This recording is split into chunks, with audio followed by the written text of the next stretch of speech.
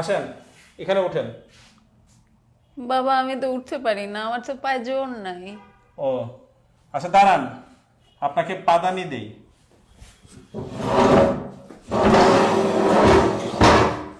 এখানে পা দেন। এখানে পা দিব মানে? না পা দিলে কেমনে হবে? আমি পা দিব না। না পা দিলে উঠতে পারবেন না। এখানে ওঠার জন্য পা দিতে হবে কেন? আপনি না পা দিলে উঠবেন কিভাবে? উঠতে হলে এখানে পা দিতে হবে?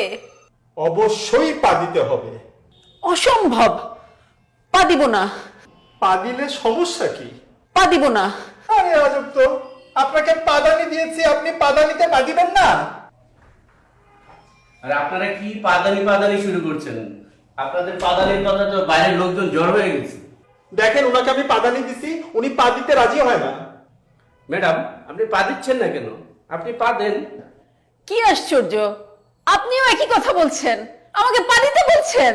ম্যাডাম, আপনি না পা দিলে উঠবেন কি করে? হ্যাঁ স্যার, আমি এই কথাই বলতেছি, প্লিজ পা দেন।